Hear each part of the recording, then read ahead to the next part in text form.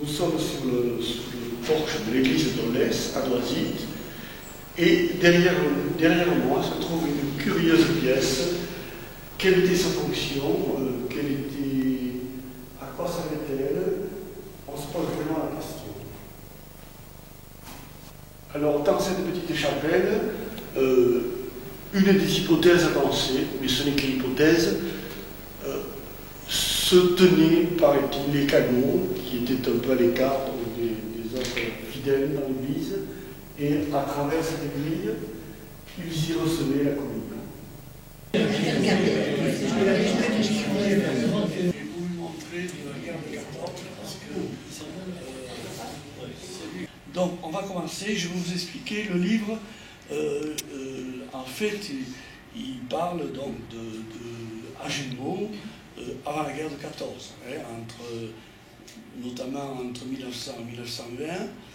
Il y a après donc l'histoire des cagots que j'avais déjà écrite et dans laquelle Philippe de Bedout a participé aussi, dans cette histoire des cagots.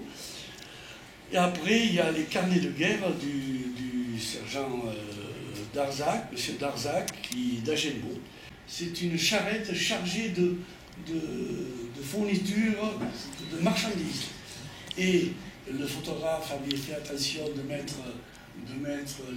faire poser le gars avec le brosse. On voit les bœufs avec la brique, le linge, où il y avait des rayures dessus, des rayures bleues. Ce linge était fait à Agenmont, parce qu'il y avait des ateliers de tissage. On voyait les petites filles, comme elles étaient bien habillées, avec les chapeaux, les jupons, tout ça, et les hommes la blouse, tous la blouse.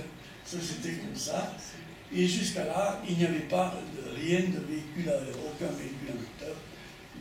Voilà, des vélos. Donc ici, on est à la médiathèque et on travaille avec la médiathèque parce que cette année, l'Amicale laïque est devenue partenaire on est en partenariat un peu où il y a plein d'actions. Là tout à l'heure il y avait là-bas il y a la généalogie, là c'est la préhistoire, il va y avoir du gascon, il va y avoir plusieurs activités au cours de l'année.